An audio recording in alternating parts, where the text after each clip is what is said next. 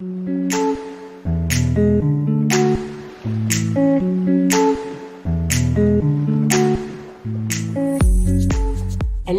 ici Mathilde, dépuceuse de talent chez La Magie Eden, et ma mission aujourd'hui est de vous guider vers l'autonomie, la liberté et la conscience pour que vous puissiez enfin devenir les vrais acteurs et actrices de votre vie. Après des années de travail salarié en tant qu'infirmière, je suis devenue entrepreneur dans le bien-être et la spiritualité et j'aide désormais les personnes à booster leur confiance en elles en leur faisant prendre conscience de leur potentiel illimité. Si vous êtes à la recherche de conseils, d'astuces, de retours d'expérience, de motivation, de partage et d'une bonne dose d'humour et d'amour, vous êtes au bon endroit, que ce soit par pur hasard ou non. Dans ce podcast, seul ou avec mes invités, je vous partage tout ce dont vous avez besoin pour reprendre le lead de votre vie, avoir confiance en vous et redonner du sens à cette vie. Vous avez choisi de sortir de l'hypnose du quotidien et je vais vous y aider. Bonjour et bienvenue dans ce nouvel épisode de podcast où aujourd'hui nous allons parler de comment équilibrer ta vie professionnelle et ta vie personnelle en tant qu'entrepreneuse et je dirais même plus en tant que maman-preneuse. Aujourd'hui, nous sommes dans un contexte où il est vraiment important d'équilibrer ce quotidien, cette vie professionnelle et cette vie personnelle parce que je me retrouve très régulièrement avec des clientes quand elles arrivent dans mes accompagnements qui se sentent déboussolées, qui n'arrivent pas à être sur tous les fronts et qui vont vite s'épuiser et se sentir comme dégoûtées, soit des efforts qui sont faits dans leur vie personnelle et qui ne sont pas reconnus en tant que tels, soit des efforts qui sont faits dans leur vie professionnelle mais qui ne donnent pas les résultats qu'elles souhaiteraient. Et c'est important du coup de revoir ces équilibres au quotidien pour pouvoir ajuster en fonction de qui l'on est et qui l'on devient. Et c'est un défi vraiment aujourd'hui parce qu'il y a énormément de pression et d'exigences, que ce soit les pressions et exigences sociales dans le cadre du foyer, de la famille, qu'on nous demande d'être la mère parfaite, la femme parfaite, l'épouse parfaite, et puis nos propres exigences liées à la spiritualité qui voudraient que l'on mange bio, qu'on fasse à manger toute seule, etc. Enfin, on va se mettre énormément d'exigences et d'étiquettes sur le point de vue social, et puis il va y avoir énormément d'étiquettes aussi sur le point de vue d'exigences au niveau de l'entrepreneuriat plutôt, parce que comme vous le savez, ou si vous débutez, vous le découvrez, l'entrepreneuriat, c'est pas seulement un métier comme masseuse, c'est aussi tout le travail de communication, tout le travail de faire développer son entreprise, pourquoi pas d'accueillir des salariés. Enfin, il y a vraiment un job extraordinaire autour de l'entrepreneuriat qu'on ne mesure pas forcément quand on débute et que l'on découvre et qui parfois nous asphyxie quand on continue. Donc, on va commencer dès à présent cet épisode avec la première partie où on va parler de l'équilibre justement travail et vie personnelle. Donc, qu'est-ce que j'appelle l'équilibre travail personnel? Il ne s'agit pas d'un équilibre 50-50 où je travaille 50% de mon temps et où je suis dans ma famille 50% de mon temps. Parce que en fonction de nos valeurs, en fonction de ce qui est important pour nous, ça va vraiment être différent pour les uns et pour les autres. Et aujourd'hui, finalement, ce qui va faire sens pour moi ne va pas faire sens pour toi.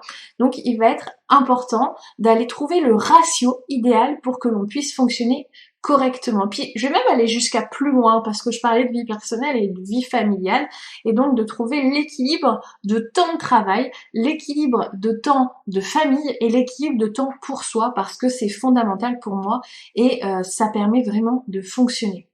Le problème, c'est que très peu d'entrepreneurs le font et finalement, elles ne mettent pas de conscience dessus. Et ce qui va se passer, c'est qu'elles vont vivre un déséquilibre.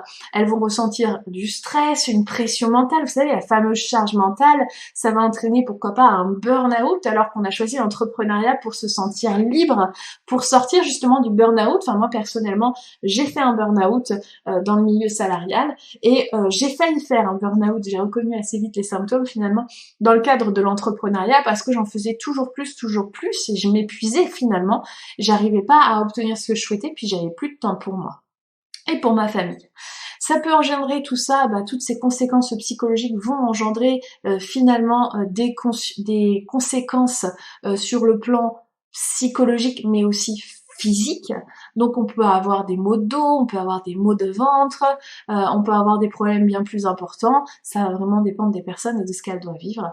Et bien sûr, ça a un impact sur les relations avec les autres, notamment avec ses amis, on va peut-être se replier sur soi, avec son conjoint, où on va être peut-être plus hermétique à la critique, ne pas se sentir compris par l'autre, on va être un peu plus en colère, un peu plus piquant avec l'autre. On va vite s'énerver auprès de nos enfants quand on en a. On va trouver qu'ils exagèrent, qu'ils ne nous comprennent pas, qu'ils font trop de bruit, qu'on est épuisé, qu'on ne se sent pas respecté. Donc vraiment, ça a des conséquences assez importantes.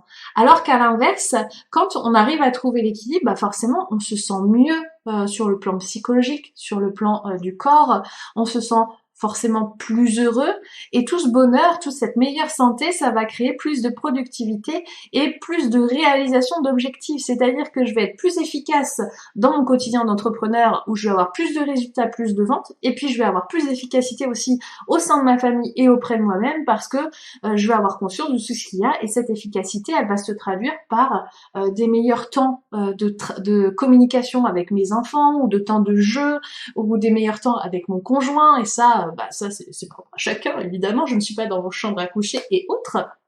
Mais voilà, c'est vraiment quelque chose qui n'est pas à négliger parce que finalement, si aujourd'hui on ne prend pas le temps de prendre du temps pour chaque chose, on va s'écrouler.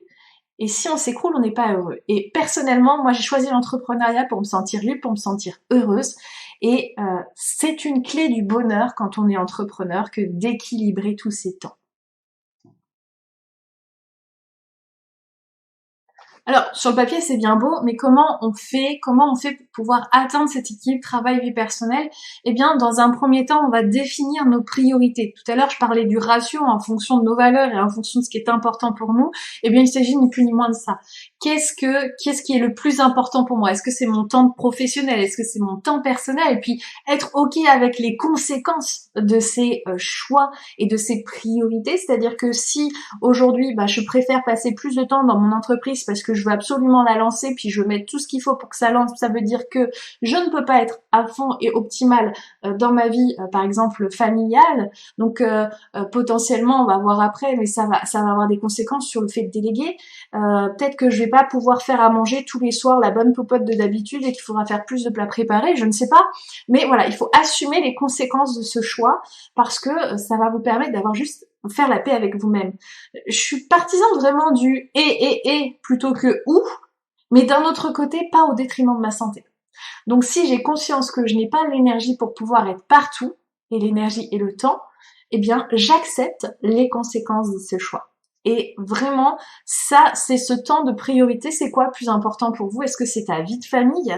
Est-ce que c'est ta vie professionnelle? Est-ce que c'est le temps pour toi? Puis d'assumer pleinement, en fait, ce choix. Et puis, quand on choisit la vie professionnelle, eh bien, c'est aussi savoir dire non quand les enfants sont malades. Je suis pas forcément la priorité pour aller les chercher à l'école. Je suis pas forcément prioritaire pour faire le ménage parce que je travaille à la maison. Voilà, c'est vraiment être clair avec ça. La deuxième étape, eh bien, c'est de savoir gérer son temps. Donc, il existe différents outils et de techniques pour pouvoir gérer efficacement son temps. Sur le plan professionnel, j'utilise énormément de notions pour pouvoir avoir beaucoup d'automatisation, beaucoup de suivi, puis tout avoir sur le même outil, tout simplement. Je vais vraiment faire tout ce qui va me permettre d'aller plus vite. Je vais utiliser le batching, donc ça soit dans la maison ou sur le côté professionnel, batcher ses contenus ou batcher ses repas, c'est quelque chose qui va me permettre de gagner du temps.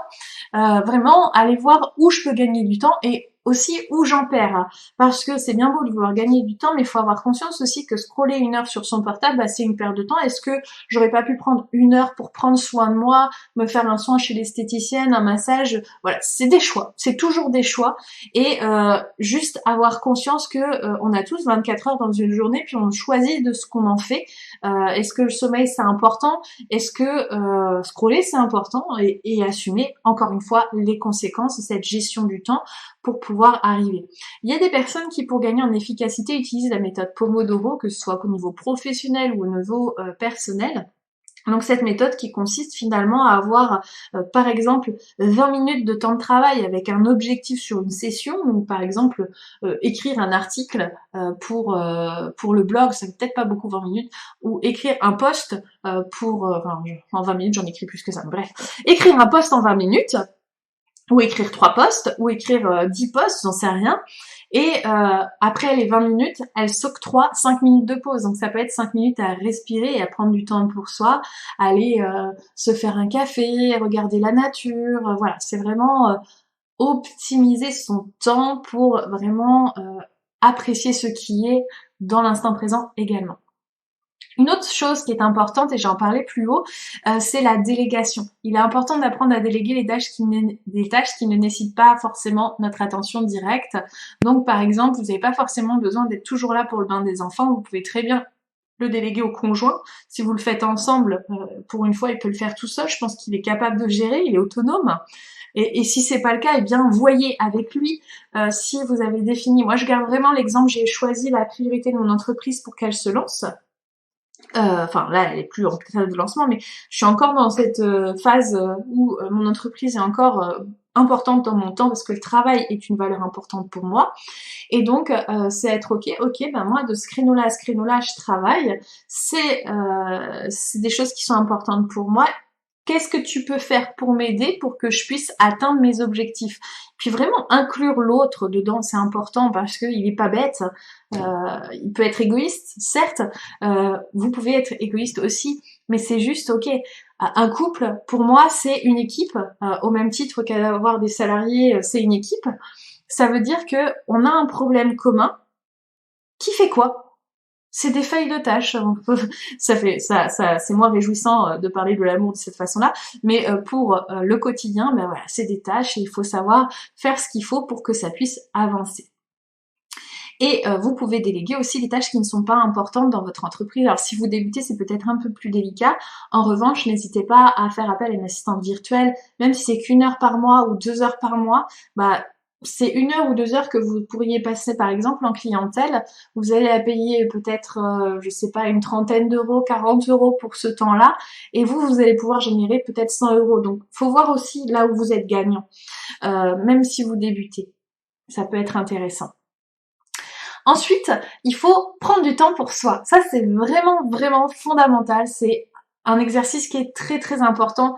Alors, prendre soin de soi, qu'est-ce que c'est pour moi? Eh bien, c'est du temps où je vais pouvoir respirer et être avec moi-même. C'est du temps où je vais pouvoir être dans mon mindset. C'est du temps où je vais pouvoir aller marcher, me reposer, faire des activités qui me procurent du bien-être. Donc, la question que je vais vous poser, c'est quelles sont les activités aujourd'hui qui vous procurent du bien-être et qui vous permettent de vous sentir bien? Qu'est-ce qui permet de se sentir bien? Mais c'est d'avoir une activité physique. Alors aujourd'hui, c'est pas quelque chose que j'ai inclus de manière trop régulière, même si je le fais de plus en plus. C'est d'avoir un bon sommeil et c'est d'avoir aussi une bonne alimentation. Alors quand j'ai une bonne alimentation, ça veut dire essayer d'avoir des produits et des produits frais ou en tout cas peu transformés. Et après, c'est juste ma croyance, vous n'êtes pas obligé d'y adhérer. N'empêche que le corps apprécie davantage les choses qui sont moins transformées avec des produits chimiques ou autres. Maintenant, j'aime toujours les B&M's, hein, donc je vous dis ça, hein, c'est vraiment à prendre comme ça doit être pris. Chacun y voit midi à sa porte, et puis d'aller voir aussi ce que ça donne si vous mangez en conscience, en vous disant que mangerait la grande moi à présent à table. Une autre étape, la 5e, c'est de fixer des limites, c'est-à-dire qu'il faut apprendre à savoir dire non. Donc j'en parlais tout à l'heure, savoir dire non, je n'irai pas chercher les enfants à l'école, j'ai un rendez-vous, peu importe. C'est savoir dire non à soi-même aussi parfois, parce que parfois on s'octroie des petits plaisirs qui ne sont pas forcément nécessaires, comme scroller sur le téléphone. C'est savoir dire non aussi aux amis qui parfois vous sollicitent pour organiser une fête, pour faire ceci, faire cela, parce qu'après tout c'est votre job et vous pouvez bien lui faire gratos. C'est savoir dire non aussi à des clients qui dépassent vos limites. Et c'est important du coup de savoir quelles sont toutes vos limites. Donc fixer des limites, c'est savoir quand ça vous dépasse, quand c'est trop pour vous. Et être ok avec le fait que ce soit trop pour vous, en fait, ça veut rien dire de vous, ça veut juste dire que vous reconnaissez que ce n'est pas dans vos compétences ou que vous n'avez pas l'énergie pour le faire, et c'est parfait. Ensuite, ça va vous permettre tout ça d'éviter le surmenage évidemment, mais vous pouvez aussi éviter le surmenage en essayant de ne pas vous mettre trop de surcharge de travail, c'est-à-dire on évite les to-do à la rallonge qui, si elles ne sont pas faites en temps, vont générer une frustration et vont vous faire sentir nul et vont vous créer une charge mentale qui n'est pas nécessaire. Et bien sûr, c'est d'être pleinement dans son temps de travail et pleinement dans son temps personnel, c'est-à-dire que quand je suis au travail, je travaille, et quand je suis avec ma famille, je suis avec ma famille, quand je suis avec moi, je suis avec moi, c'est-à-dire que toutes les entre guillemets notifications pop-up que vous pourriez avoir et qui vous détourneraient de là où vous êtes, on évite. Vraiment, ça va vous faire gagner du temps, de l'efficacité et du bien-être. Et enfin, vous allez pouvoir utiliser tout le soutien qui est disponible pour pouvoir vous aider. Donc ça peut être aller chercher l'aide d'un coach, d'un mentor, ou bien même d'un réseau de soutien, ou créer même un réseau de soutien vous-même, c'est à vous de voir. Mais en tout cas, si vous avez du mal à être ferme avec vous-même et à fixer ses limites et à fixer tout ça, surtout sentez-vous libre de vous faire soutenir pour cela, parce que ça va vous permettre vraiment d'être beaucoup plus efficace, comme je disais, et de pouvoir bien créer l'entreprise que vous avez envie d'avoir et la vie que vous avez envie d'avoir et de vivre. Donc là, dans cette partie, j'ai envie de te présenter le cas d'une cliente qui s'appelle que je vais appeler Sandrine pour des raisons je cherche à préserver l'identité des personnes avec qui je travaille et que c'est quelque chose qui est important, le secret professionnel. Mais en fait, Sandrine, quand elle est arrivée dans mon accompagnement Bold and Brilliant, ce qui s'est passé, eh bien, c'est qu'elle travaillait énormément, elle avait beaucoup de temps de travail. Son mari se plaignait qu'elle n'était pas suffisamment présente pour le couple, qu'elle n'était pas suffisamment présente pour la famille, les enfants. Et du coup, eh bien, elle était assez frustrée parce qu'elle se sentait pas comprise. Elle avait l'impression que son mari ne comprenait pas l'importance de son travail parce que dans un premier temps, il n'apportait pas les résultats qu'elle escomptait. Et donc du coup, elle pensait que il pensait qu'elle n'était pas légitime, etc. Bon, on est bien d'accord qu'il y a des projections miroirs, etc. Et ça, c'est pas le sujet. Néanmoins, elle avait un gros souci où elle travaillait 80% de son temps et très peu de reste pour elle et ses proches, et j'ai envie de dire quasiment rien pour elle. Et elle se sentait donc épuisée. Ce qu'on a fait avec elle, eh bien, on a travaillé justement tout ce que je vous ai dit, on a défini ses priorités, on a permis aussi qu'elle puisse établir du temps pour soi pour elle, beaucoup plus qu'avant, et elle a mis en place toutes ces stratégies. Et ce qui s'est passé, c'est qu'à un moment donné, en fait, elle a eu des événements de la vie comme tout le monde qui ont fait que toute son organisation s'est cassée la figure et qu'elle a eu moins de temps pour elle, moins de temps pour son entreprise. Donc il y a une part d'elle qui a culpabilisé, évidemment, et en fait, on a retravaillé ce positionnement pour dire ok, le ratio il est aussi en fonction de tes cycles, il est en fonction de ce que tu es en train de vivre, c'est-à-dire que ta priorité, si par exemple il y a un deuil dans la famille, ce qui n'était pas son cas, mais s'il y a un deuil dans la famille, eh bien ça veut dire que potentiellement tu es un peu plus proche pour tes proches et du coup t'es ok avec le fait que la priorité travail n'a plus d'importance et t'acceptes les conséquences aussi. Toujours accepter ces conséquences des choix que l'on fait. Donc on a retravaillé ça et en fait elle s'est rendue compte qu'elle avait besoin du temps de travail, du temps qu'elle ne s'octroyait pas, qu'elle avait beaucoup plus de temps pour sa famille et qu'elle était beaucoup plus efficace au sein de son entreprise. Elle travaillait moins qu'avant, avec plus d'efficacité, elle avait plus de temps pour ses proches, elle se sentait beaucoup plus heureuse et beaucoup plus épanouie dans son activité et dans sa vie de manière générale. Donc c'est vraiment quelque chose qui lui a permis de se sentir sereine et de créer une entreprise au service de sa vie. Donc voilà pour le petit exemple que j'avais envie de te parler parce que c'est bien beau de parler dans le vide. Moi, c'est des méthodes que j'utilise pour moi-même, mais j'avais envie de te présenter aussi d'autres personnes qui pouvaient le vivre. Puis je vais pas vous partager plein d'exemples, j'avais envie de vous partager celui de Sandrine. Mais voilà ce que je peux vous dire par rapport à ça. Donc, en conclusion de cet épisode de podcast, nous avons vu ensemble l'équilibre travail et vie personnelle et le comprendre et pourquoi c'est important de le mettre en place et qu'est-ce que ça apporte. Ensuite, je vous ai donné plein de stratégies différentes et complémentaires pour pouvoir atteindre ce fameux équilibre travail-vie personnelle et vie familiale, j'ai envie de rajouter quand même dans cet épisode. Et maintenant, il vous reste plus qu'à les mettre en pratique et à voir comment ça impacte votre vie et à me le partager évidemment. Nous arrivons à la fin de cet épisode de podcast. Si cet épisode de podcast vous a plu, n'hésitez pas à me le faire savoir. Dites-moi ce que vous avez mis en place, quelles sont vos propres expériences, quels sont vos propres conseils. Dites-le moi par mail ou même sur les réseaux sociaux, vous savez où me contacter. Mathilde.eden sur Instagram, Mathilde Eden sur Facebook. Mathilde-Eden sur mon site internet et mon adresse mail c'est mathilde@mathilde-eden.fr du haut et je crois que déjà j'aurais dit tout ce qu'il y a à dire et bien sûr si vous pensez que cet épisode de podcast peut aider un ou une entrepreneur qui est en galère avec le temps et qui n'a pas d'équilibre vie personnelle et vie professionnelle, sentez-vous libre de lui partager et de révolutionner sa vie grâce à cela. Il me reste plus qu'à vous souhaiter une bonne journée, une bonne soirée en fonction de l'heure où vous m'écoutez et de vous dire à une prochaine fois.